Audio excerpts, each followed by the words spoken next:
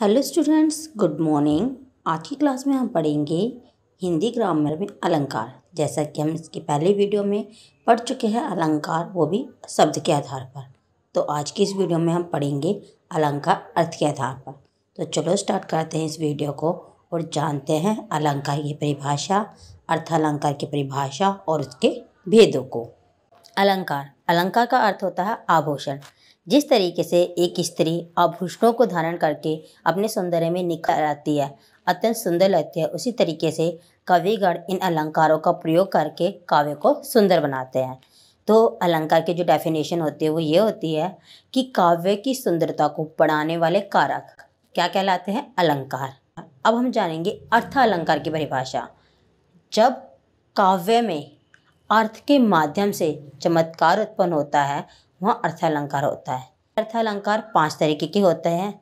एक होता है उपमा, दूसरा उत्प्रेक्षा, तीसरा है रूपक, चौथा अतिशयोक्ति, 5वां मानवीकरण अलंकार।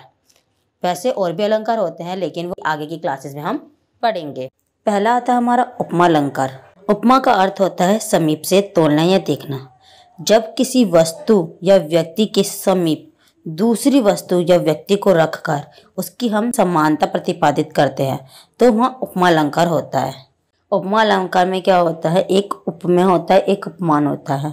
उपमान वो होता है जिस प्रसिद्ध व्यक्ति या वस्तु से हम किसी की तुलना करते हैं, और जिस व्यक्ति या वस्तु की हम तुलना कर रहे हैं वो होती है हमारी उपमेय। जैसे पीपर पात सरिसमन डोला, या पीपर के पत्तों की तुलना किससे की गई है? मन से की गई है। तो यहाँ पीपर के पत्ते क्या हो गए? उपमान। और मन ये क्या हो गया? उपमेय। अब यहाँ देखो, उपमा अलंकार की पहचान होती है, इसके कुछ मेन शब्द होते हैं जो आपको हमेशा याद रखना चाहिए, और इन शब्दों से ही आप आसानी से आइडेंटिफाई कर लोगे कि इन पंक्तियों में कौन सा अलंकार है। वो शब्द हैं सरिस, सा, सम, समान, सी, सादृश, जैसा। ये कुछ शब्द हैं जो आप कभी भी अगर किसी भी पंक्ति में देखते हो तो आप इन शब्दों को देखकर ही वहाँ बता सकते हो कि वहाँ कौन सा अलंकार है। जैसे एक और एग्जांपल देख लो, मुख चंद्रमा सा सुंदर है। मुख क्या है हमारा? उपमेय है। चंद्रमा क्या है? उपमान है। अब क्या है? मुख को चंद्रमा जैसा सुंदर बताया गया है। तो ये था हमारा उपमा अलंकार। अब हम बात करते हैं रूपक अलंकार की। जहाँ समानता के कारण उपमेय और उपमान में अंतर नहीं दिखाई देता, वहाँ रूपक अलंकार होता है। इसकी पहचान एक तरीके से याद रख सकते हो, वो है विशेषण विशेष्य के माध्यम से, कि आपको यहाँ विशेषण विशेष्य साथ मिलेंगे। जैसे मैया मैं तो चंद्र खिलौना ले हूँ। अब यहाँ किसकी बात की जा रही है? श्री कृष्ण के बालपन की बात की जा रही है कि श्री कृष्ण को जो चांद है ना, वही खिलौना लेना है। चांद जैसा नहीं, वो ही चांद वाला खिलौना चाहिए। तो यहाँ क्या है? चंद्रमा एवं खिलौने में समानता ना दिखाकर चांद को ही खिलौना बोला जा रहा है। इसी तरीके से मुख चंद्र हो, यहाँ मुख को ही चंद्र कहा जा रहा है। यानी कि उपमेय और उपमान में अंतर नहीं बताया जा रहा, बल्कि दोनों में को ही समान बताया जा रहा। वहाँ होता है आपका रूपक अलंकार। इसकी एक पहचान हो रहा है कि आप हमको देखना है विशेषण विशेष से साथ में। मुख चंद्र यहाँ आपका विशेषण है और विशेष्य है। जैसे मुख क्या है? विशेष्य। चंद्र क्या है? विशेषण। इसी तरीके से चंद्र खिलौना, खिलौना क्या है? विशेष्य। और चंद्र क्या है? विशेषण। चरण कमल बंधो हरे राय, यहाँ श्री कृष्ण की, यहाँ हरि मतलब होता है भगवान के, यहाँ है भगवान के चरणों की तुलना नहीं की गई है, बल्कि भगवान के चरणों को ही कमल कह दिया गया है। तो यहाँ में हमारा कौन सा अलंकार हुआ? रूपक। देखो विशेषण विशेष्य यहाँ भी है। चरण क्या है? हमारा विशेष्य, और कमल क्या है? हमारा विशेषण। रूपक अलंकार में आप याद रखना, इसमें विशेषण विशेष्य देखो, और साथ में ही एक बात जानना कि यहाँ तुलना नहीं की जाती, बल्कि उनको उनके समान ही बता दिया जाता। अब बात आती है हमारी उत्प्रेक्षा अलंकार की। उत्प्रेक्षा अलंकार वो अलंकार होता है जब उपमेय में उपमान की कल्पना की जाती है। जहाँ संभावना की बात होती है वहाँ उत्प्रेक्षा अलंकार होता है। यह सिर्फ संभावना की जा सकती है कि ऐसा हो सकता है या ऐसा हो जाता। तो इसके जो आपको याद रखने वाले मेन वर्ड है वो हैं ज्यों, मनु, मानो, जनु, जनहू, जानो, इव। ये इसके कुछ मेन वर्ड हैं। इन वर्डों से तो आप देखते ही पहचान जाओगे कि यहाँ कौन सा अलंकार है। तो ये हमारे उत्प्रेक्षा अलंकार की पहचान है। जैसे मुख मानो चंद्र, यहाँ मुख को चंद्र के समान माना जा रहा है। मानो मतलब मानना। तो क्या है, मुख को चंद्रमा के समान होने की संभावना की जा रही है।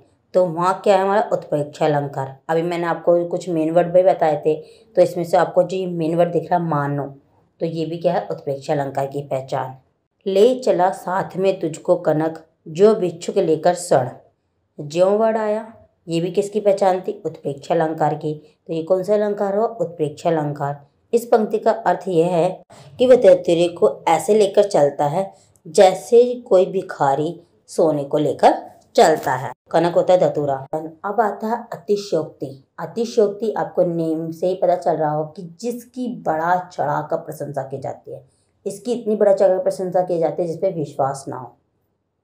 जैसे आगे नदियाँ पड़ी अपार, घोड़ा कैसे उतरे पार, राणा ने सोचा इस पार, तब तक चेतक था उस पार। तो इन पंक्तियों में क्या है, महाराणा प्रताप के घोड़े चेतक की स्फूर्ति का इतना बढ़ चढ़ कर बखान किया जा रहा है कि उसकी बहुत सारी विशेषता बताई जा रही है कि महाराणा प्रताप ने सोचा नहीं था कि उससे पहले उनका घोड़ा उस पार, नदी के उस पार पहुंच गया था। इसी तरीके से हनुमान के पूंछ में लगन न पाई आग, लंका सगरी जल गई गई निशाचर भाग। कि हनुमान की पूंछ में आग भी नहीं लग पाई थी, उससे पहले पूरी लंका जल गई थी। तो यहाँ क्या है, हनुमान की शक्ति का बखान किया जा रहा है अधिक से अधिक। तो ये क्या है, जब किसी भी चीज़ की बढ़ चढ़ कर प्रशंसा की जाती है वहाँ होता है हमारा अतिशयोक्ति अलंकार। लास्ट आता है हमारा मानवीकरण अलंकार।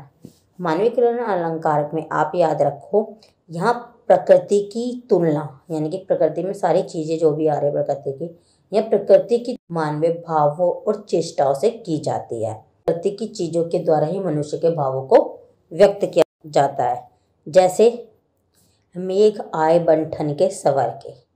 बनना ठनना सजना संवरना किसका काम होता है, इंसान का काम होता है। यहाँ क्या बोल रहे हैं, मेघ आए बन ठन के सवर के। तो यह प्रकृति के माध्यम से इंसान की बात हो रही है। एक तरीके से इंसान ही बन ठनता संवरता है। तो यहाँ कौन सा अलंकार हुआ, मानवीकरण अलंकार। फूल हंसे कलियां मुस्काई। हंसना मुस्काना ये भी किसका काम होता है, इंसान का काम होता है।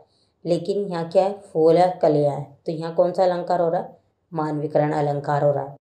तो इस तरीके से हमारा जो ये अलंकार का टॉपिक था वो यहीं ख़त्म होता है। आशा है आपको ये पूरा टॉपिक अच्छे समझ आ गया होगा। अगर आपको ये टॉपिक अच्छे समझ आया हो तो प्लीज़ मेरी वीडियो को लाइक करें, शेयर करें और मेरे चैनल को सब्सक्राइब करें। तो अब हम मिलेंगे नेक्स्ट वीडियो में नेक्स्ट चैप्टर के साथ। Thanks for watching.